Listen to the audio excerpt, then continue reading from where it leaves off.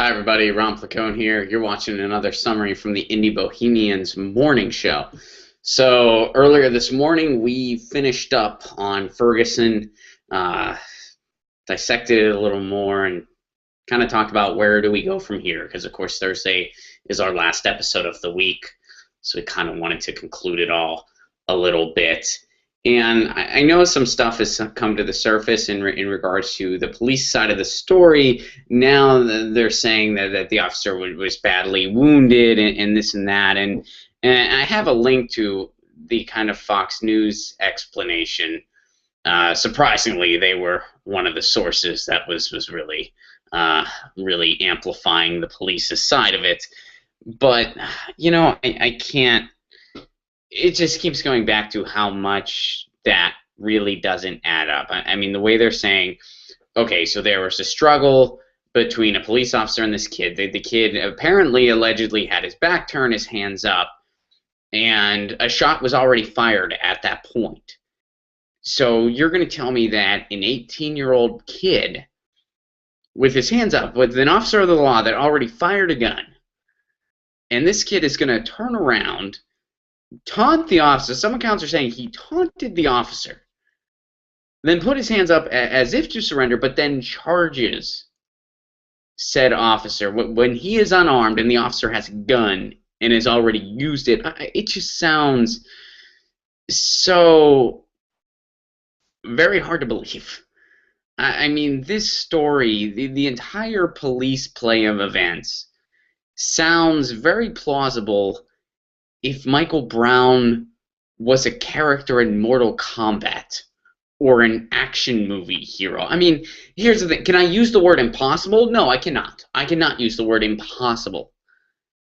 Can I use the word very unlikely and to, I think, any rational person, incredibly difficult to believe? Yeah.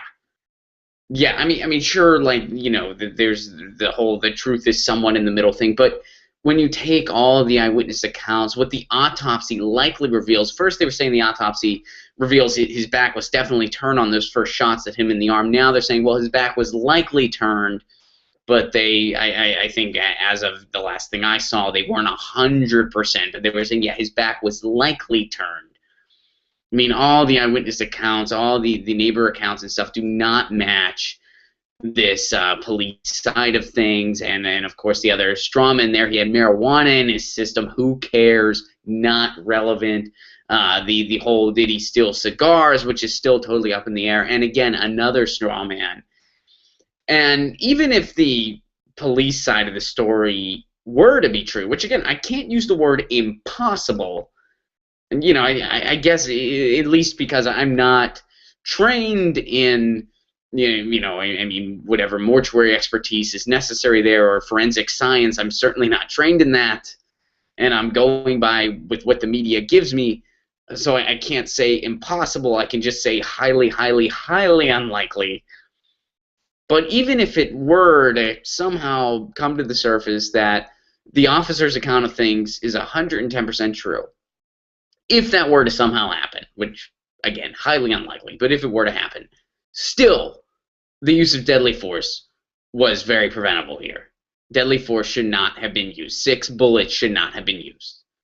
There should have been a shot to stun, not to kill. So again, I'll stick by with what I've been saying all week. At the very, very least, no matter which way you frame it, this officer is guilty of, at the very least, gross negligence and should never be allowed to be a police officer ever again. I don't care about his divorce. I don't care about what his character was prior to this. I don't care about any temper he does or doesn't have. Apparently he was a nice guy. I don't care. It's not relevant. This was an action that was committed by someone who's an officer of the law, and at the very least, it was significant job negligence. So to kind of look at it from an uplifting point here, you had the meme here that came through with Francois, who had a sign that said, I cannot believe I still have to protest this shit, hashtag too many names, hashtag Ferguson, hashtag Mike Brown, hashtag don't shoot. Under that, she has a face that just says, I'm over it, we've been through enough. There's a link to that meme in the description here. and then she has a shirt on advertising world peace. I think that really speaks volumes, and I think that in the long run, this will be a meme that goes in the history books as it should be.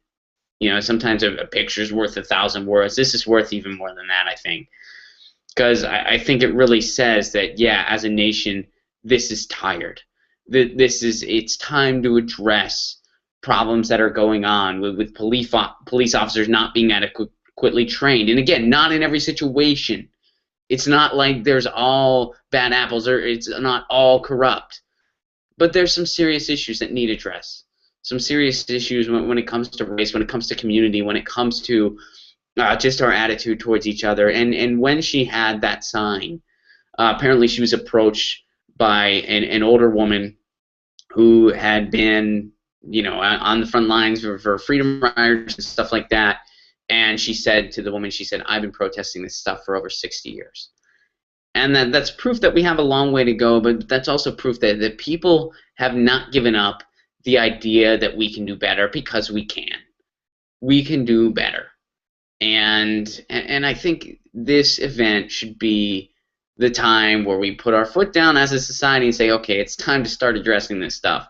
It's time that police brutality or police negligence isn't just seen as a dirty word, or isn't just already pegged as you're completely anti-law enforcement, because that's not what it is at all.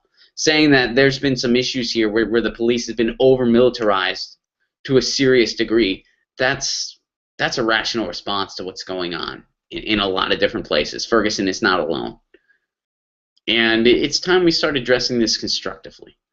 And it starts with our leadership. And if the leadership is not gonna step up and not gonna take a better step here, well then, you know what? Show up to vote in Ferguson or in your community, and vote for people that are gonna address this. I know it's easier said than done. It's a long way, but it's clearly time. And I think this meme says that. And another thing we addressed on the morning show, to try to end with a little bit of hope here, is we talked about Mark Bustos, who was in the news recently. This guy is a hairdresser in New York City, and he does some higher-end hairstyles. Ranges from $150 to $800. Looking at myself right now, I could use a visit. I'm due for a haircut. I'm going to be getting that soon. Actually, just on a personal note, I have gotten a little shaggy hair, but I've been traveling a lot, and I've been busy, and I don't know what I want yet. I want to do a shorter hairstyle, but I don't know what I want yet, so that's part of it too. I'm not quite sure what I want. Thought about pompadour. I don't know. Leave your thoughts. But anyway, on his free time, he goes out and he'll give haircuts to homeless people for free. He, on Sundays when he's off, he'll just kind of go out and he'll see people that are in need, and he'll give them a haircut. So I think that's a little fun connection to make, and a helpful connection to make. And we made that on the show earlier, where we do live in a world where an unarmed teenager can be shot and killed in the street. But we also live in a world where people give out free haircuts that are valued at hundreds of dollars. We also live in a world where certain dry cleaners will dry clean your suit for free if you have a job interview and you need it clean because you need a job.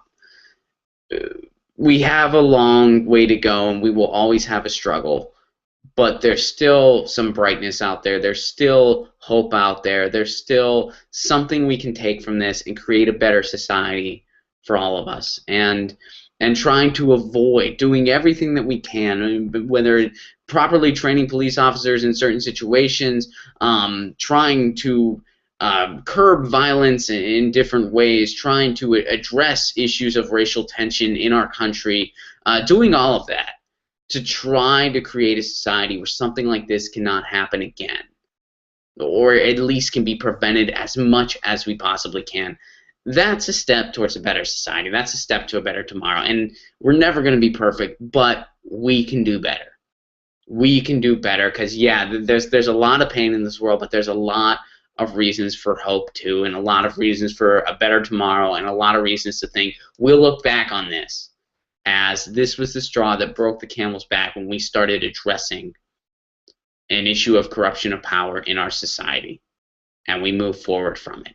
And we started doing better. This is our chance. So let's do better and let's not settle for less. But we cannot settle for less in a peaceful way. I truly do believe that. You may agree with that, you may disagree, but I truly believe that we can do better, and I think we're going to start seeing a better shift. So it's a horrific event that happened. No matter which way you look at it, it's terrible. Michael Brown is dead, but we can take something from this and move forward and do better. So a couple quick housekeeping things here. I'm gonna be gonna be changing my setup a little bit here. I got some new equipment that came in, so now that live streams are more of a part of what I do on this channel, I'm gonna have a better live stream setup. That's gonna be coming next week. Also next week, I'm gonna be traveling a good bit, so we will be on an abbreviated schedule next week, but I'll talk more about that Monday. So thank you for tuning in. And you've been watching a summary from the Indie Bohemians morning show. Try to be good to one another. Try to have a good weekend. I am off this weekend, so I'll be home here in Nashville, just kind of hanging out and enjoying my time. But again, you've been watching a summary from the Indie Bohemians morning show. This is Ron Placone signing out. We'll see you next week with some new equipment, with a couple upgrades and a couple announcements. So stay safe in that crazy world of ours. Have a good weekend.